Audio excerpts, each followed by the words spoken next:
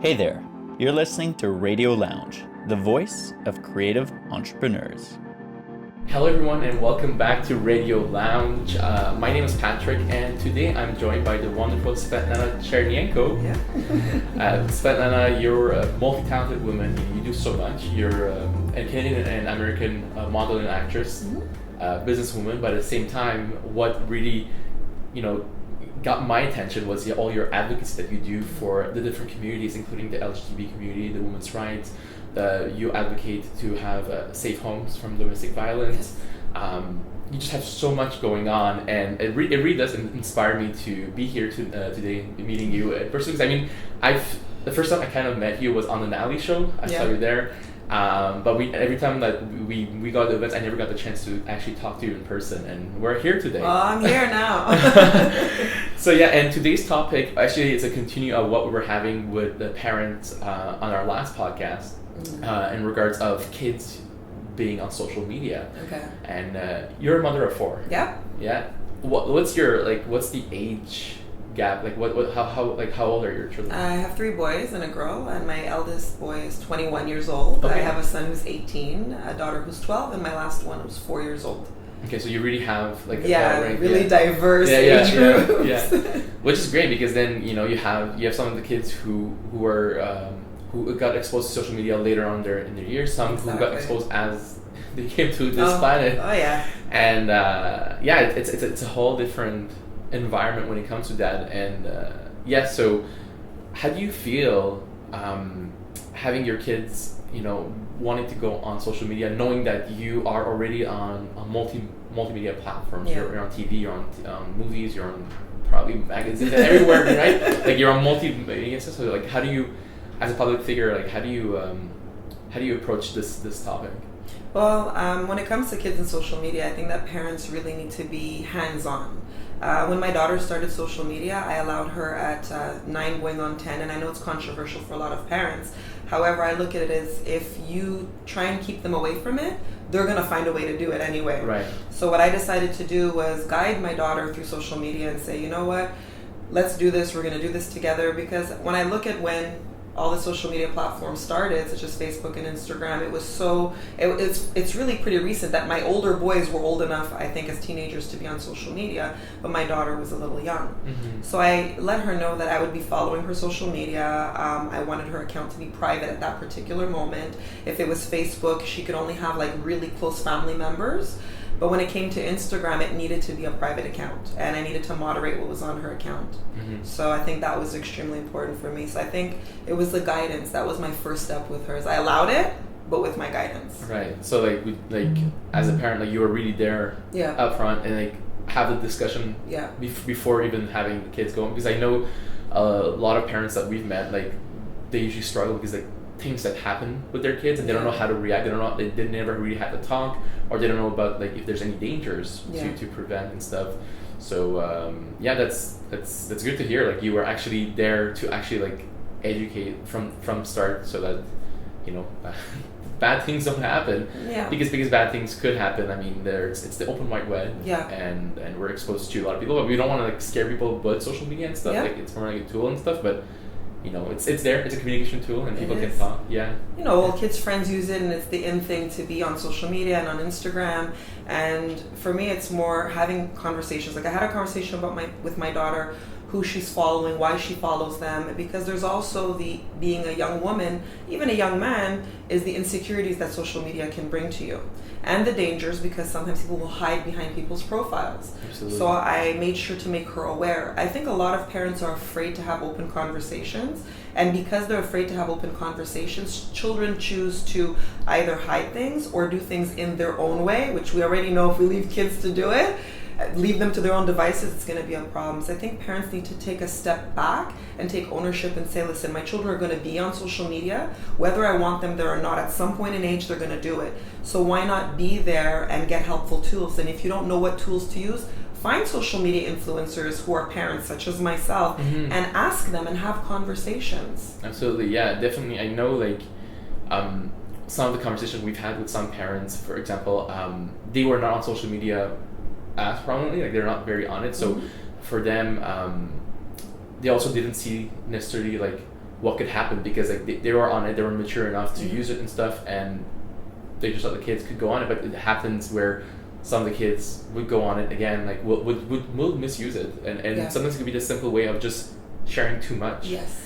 And that could be something. So how do you, like, as someone who's also an influencer, if your kid comes and says, not only do I want to be on social media now, I want to become an influencer. How does it make you? How does it make you feel? Well, I let them know it's not easy being an influencer, and it depends what kind of influencer you want to be. You know, I'm not a beauty influencer. I stand for something a little bit more substantial as far as mental health and advocacy in so many different divisions. I'm more of a body positive, mental health, and self-love influencer. So I would ask my child, why do you want to be an influencer? Do you know how difficult it is to be an influencer? Because it's not just making videos or doing posts. There's actually work behind it, because you want brands to believe in you, and you also want your following to believe that you are being real and genuine. And I think that's a problem, is that a lot of people see influencers and like, that's such an easy job, anybody can do it because there's so many doing it. Yes, anybody can, but it depends what you want to put out to your public. But I think if my daughter said she wanted to be an influencer, I would guide her through the steps, but make sure that she's in it for the right reasons. Definitely. Yeah, no, I know it's like, we get a lot here. Kids wanting to become influencers, and they get discouraged very quickly. If they don't see the results back right away, they feel like they failed, or they couldn't do it, or something didn't work out. Sometimes we even have parents calling us to saying like, how can we help the kids to become influencers? And those are pretty much the same questions we ask, like why is it that they want to be influencers, and what they're gonna do? Because being on social media is one thing, but becoming a personality is a different aspect. It really is. I agree with you. Why don't we talk about a little bit about kids and advertisement? Okay. So whether it's your kids doing it or whether they're being exposed to advertising. I mean, we know like there's so many advertising laws when it comes to traditional media and what can be targeted to kids or not. But on social media, kids have they get access to getting all this information, and there are a lot of it's pretty much a gray zone, because there's a lot of content being produced out there and that's being targeted to kids, whether it's kids playing with toys and pushing parents to buy toys, stuff like that. How do you feel about that as a parent? Well, advertising is a tricky thing, because people have to sell their products. And of course, it's easier to gear it towards their child, because if it's geared towards children, they push the parents to buy the products. It depends, I guess, on the type of advertising. I wouldn't mind my children getting into advertising or modeling, doing campaigns, as long as it was something that they believe in and not something that was for the money, for the paycheck. But as far as advertising goes, I mean, companies have to do it, but I think that they should be very mindful also on how they're utilizing children when they're creating specific advertisement, or they're targeting marketing parents, because sometimes they think they're targeting the children and the children will push us. But somebody like me, I'll push back on my children and be like, you know what, I don't really believe in this product, I don't believe in the brand, because I'll do my research. So I think it is a gray area. It's a very touchy subject on how they utilize children. I think companies need to really rethink that. I think honestly it would be easier to use an influencer who actually uses the brand, believes in the brand, and has children. I think then it's a bit more appropriate. But again, it goes towards what kind of campaign that they're doing, what kind of advertising, and what the brand is about. And there's like, I don't know if you've heard of this app called TikTok.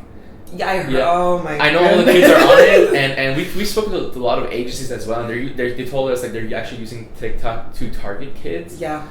Are your kids on TikTok? I saw my daughter use TikTok for something, so I got curious. I'm like, what's this? But then I saw some women my age actually using it. Okay. And I'm like, I guess it could be fun if used appropriately. It can be a fun thing, because they allow you to do like filters and things like that make your own like music video or something. But again, it depends how it's being used. If you can have a great idea, you can have people using it, but if you're misusing an application, then it could be something bad. But I mean, TikTok so far, it looks like fun. Yeah. I never got to download it, just because like I have already too many apps, and I started deleting them with time, and saying I'm going to focus on maybe 4 of them or 3 of them. Exactly. But like just having so much was just too much for me to manage. But I was always curious to see like how our parents reacting to TikTok, because I've never been on it, but like I know kids are raging. It's a new thing. But it's cute. It's actually fun. Okay. It's not that bad. It's really cute. Okay. I'll maybe take a look. Take a look. And try to experiment with it. Coming back to the previous topic we were having, we spoke briefly about this, but like, so social media and mental health. Mm-hmm. That's something that's very big. I mean, for all ages, not only for kids. Yeah. But we know kids are being affected a lot these days because most of them didn't have the difference between pre-social media and post. So being exposed to social media, we'll start with the kids, and then we'll probably gradually go up to our ages.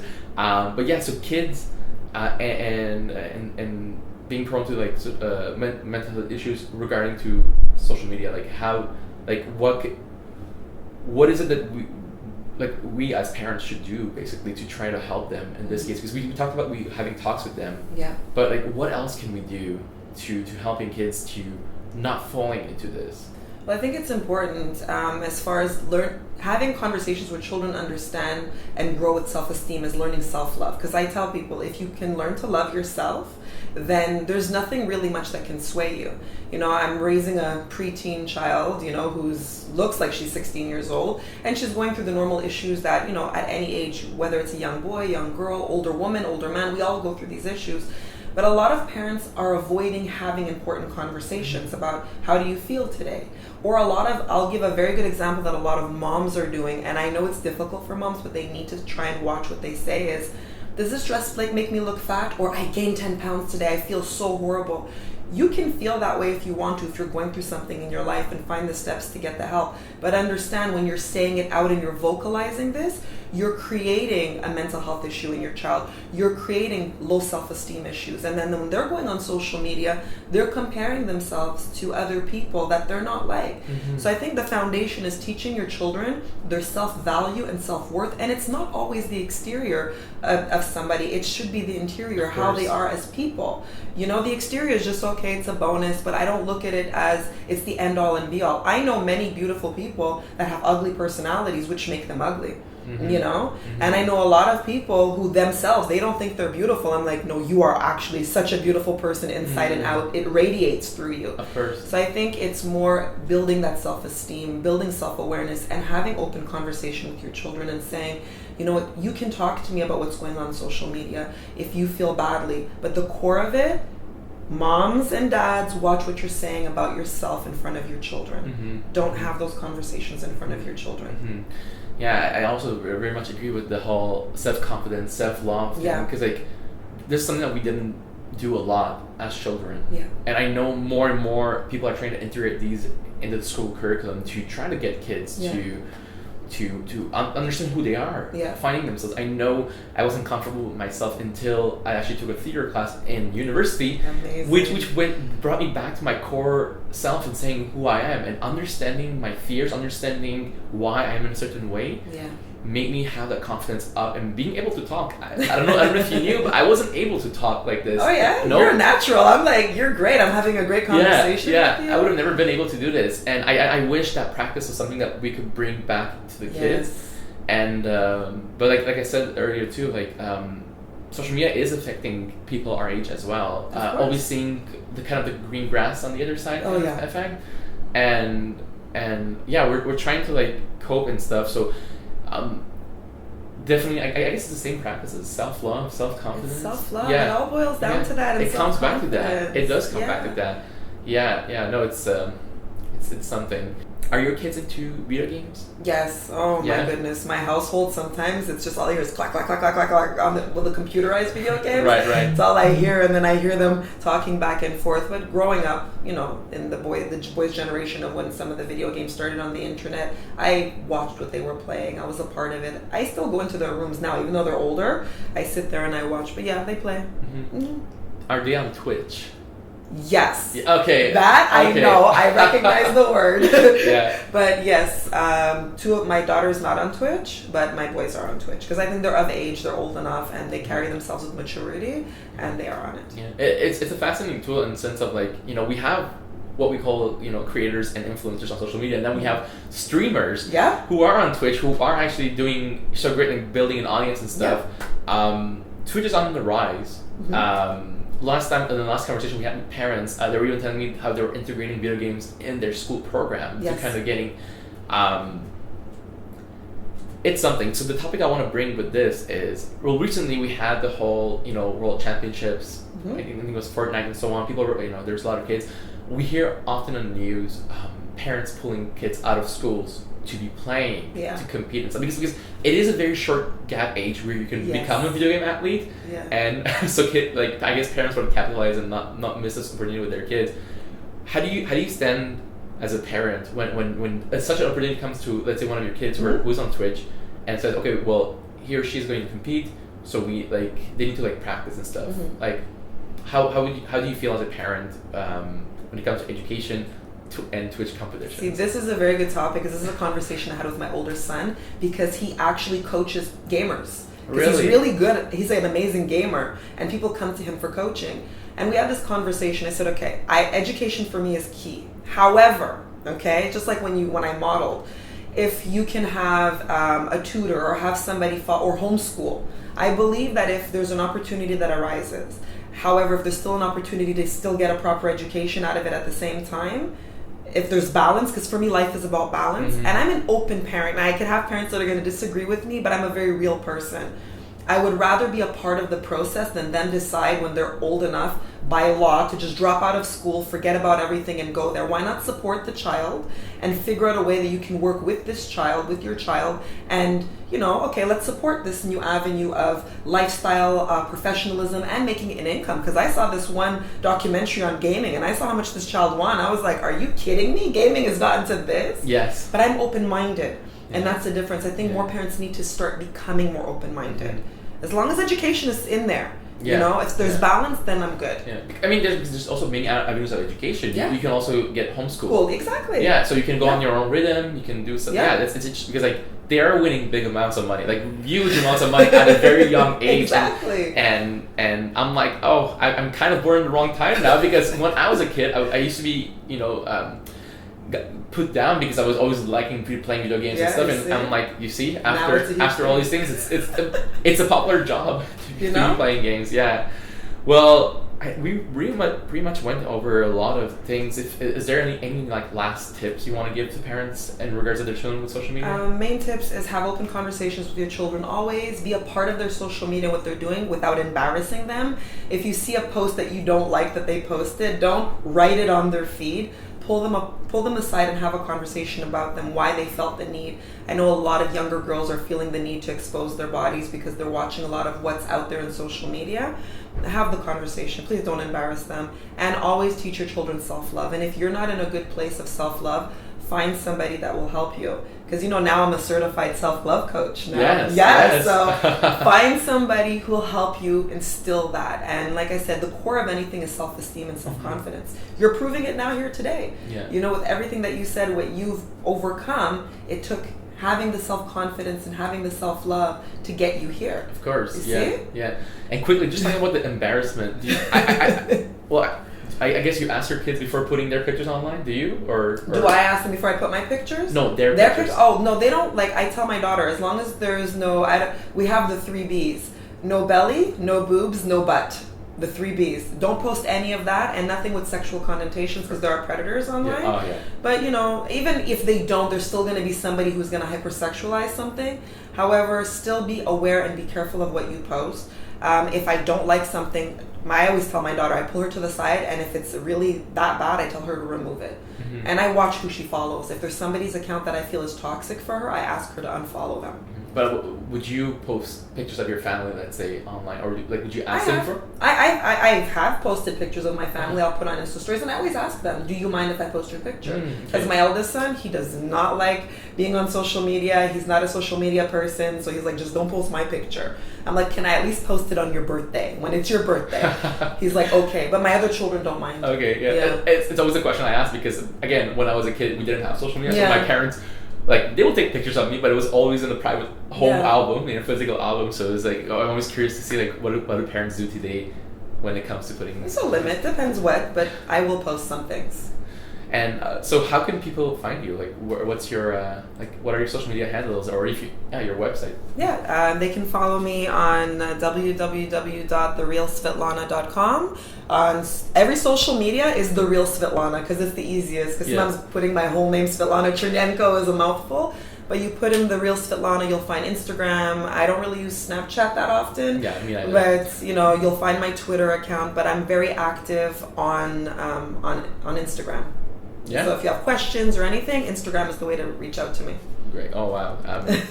I'm so blessed to having you here, and thank this you so is such a great much. conversation. Yeah. Thanks for listening to today's episode.